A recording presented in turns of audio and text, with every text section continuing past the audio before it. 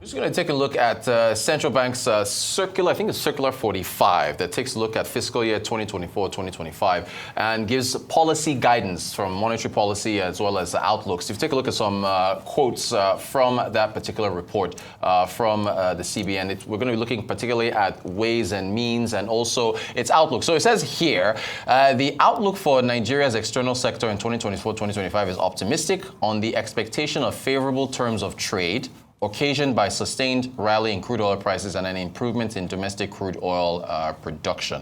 And we did point out this was released back it was published back in January. They also said the positive outlook is supported by the sustenance of crude oil price, propelled by the decision to cut production and gains from capital flows and remittances.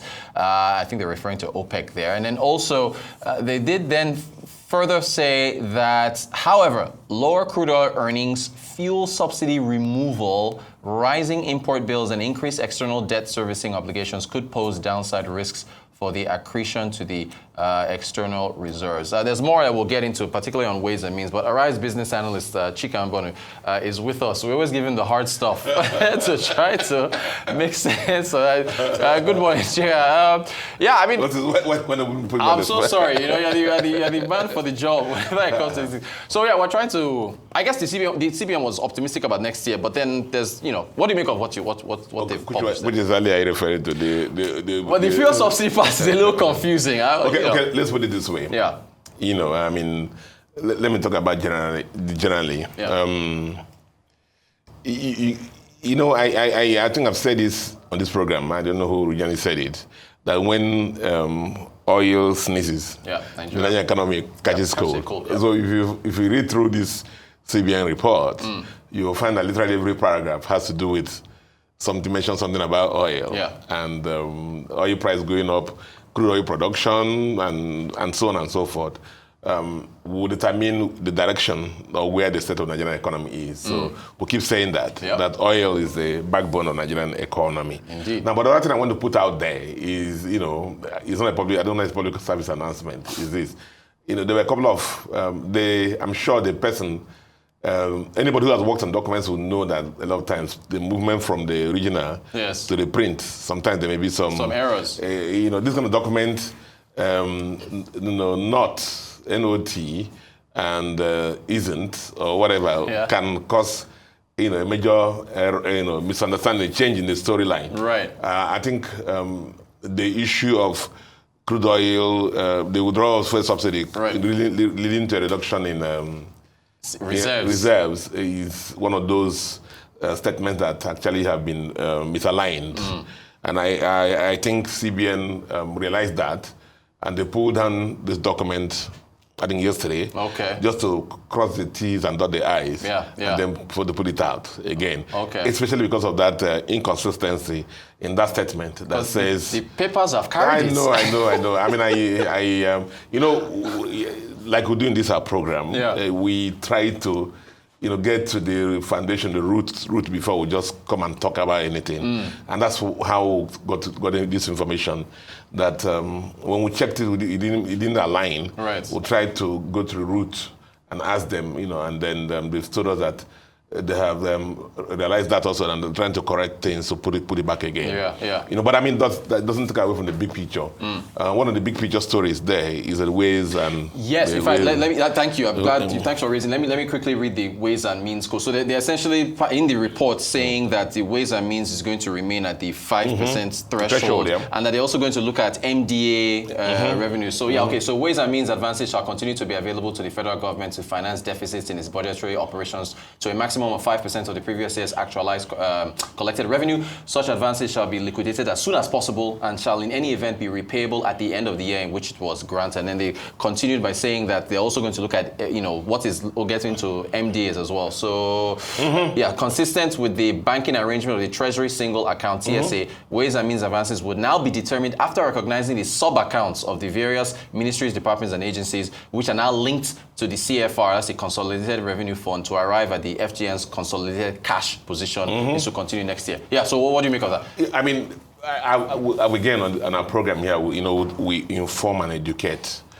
for our viewers, thought about ways and means. Yes. And we explained it that just like the nation Nigeria can be, akin to, similar to a company that is trading, making breads, a bakery, a manufacturing company, and occasionally your sales revenues will not be coming in as you need them. Yeah. So you have to spend the money before you make revenues. And so you go to your banker and say, give me some overdraft.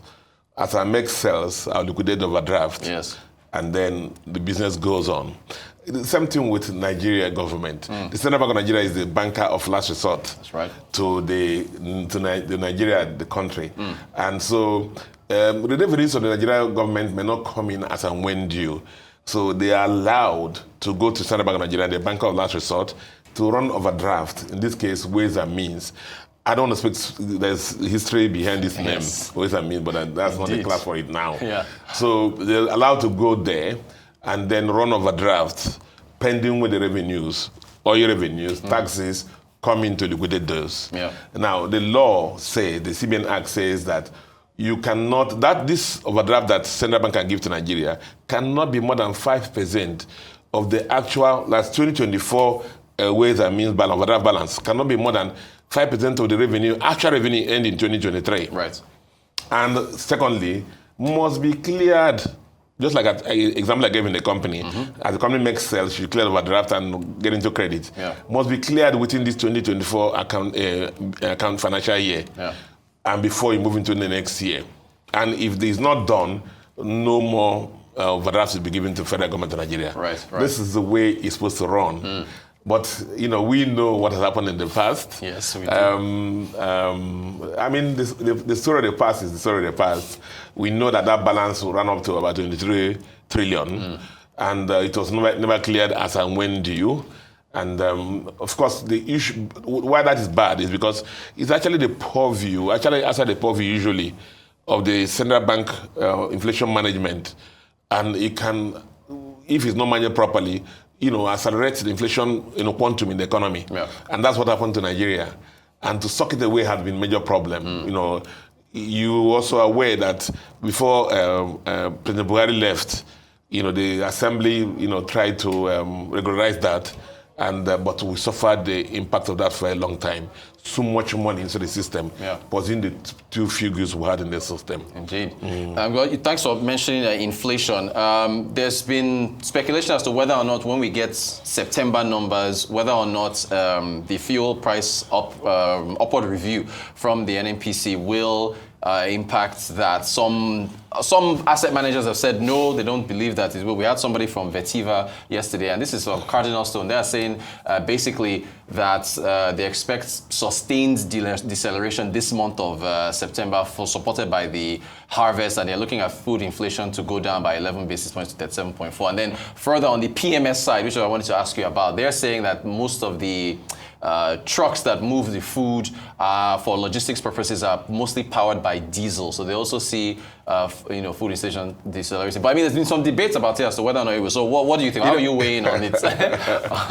By the way, let me put it out this way.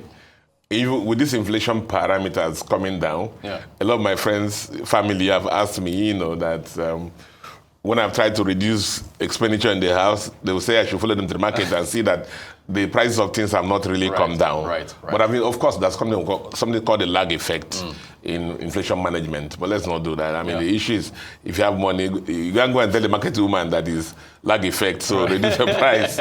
We'll face the reality. Now, but you see, the discussion, economics is a very interesting thing. You see, on one hand... Yes, on the other hand... On the other hand, that's how you always... When they ask you can't catch economics inside the net. So the issue has to do with it. Of course, we know that diesel price has been deregulated. And substantially for a long time now, it has hovered about a 1, 2, and 3. And so somebody would therefore say that the trucks that move the food down, don't have any need to, increase the price. That price of transportation should not reflect in the cost of goods. Right. And that's one way of saying it. You only talk about that if there are finite walls between the economic units. There are no finite walls between the economic units. True. Yeah. Because, see, when the trailers land at Mile 12, the bosses, I don't know when I've seen some of these bosses or the women who come and buy retail. Yeah. They are the smaller bosses that come there to come and buy the tent. And those are petrol. And those are petrol. And if you go and ask those women, they will tell you that the price of moving those goods from that Owode market, Mile 12 market, to their own hinterland market has also reflected the petrol increases. So again, those who are doing the diesel, the trailer drivers, are also buying the other markets where inflation, is. Yeah. So they have to reflect it also in the market. So I'm just saying the economy is one unit. Yeah. You can't say on an absolute basis that because diesel prices have been, near level, therefore there will be no impact with the increase in PMS prices into a pass-through effect. It's not as finite as that. Right. Because the other, the Okada drivers who carry this women to the market, the bus drivers, if you look at the bus drivers, those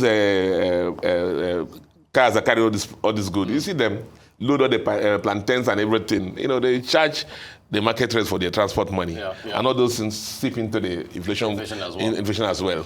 So it's not as absolute as that. Like that. We'll see how the numbers play. Arise business analyst Chika Mbonu, thank you so much, sir, for joining us to clear up these matters because we appreciate your insights as always.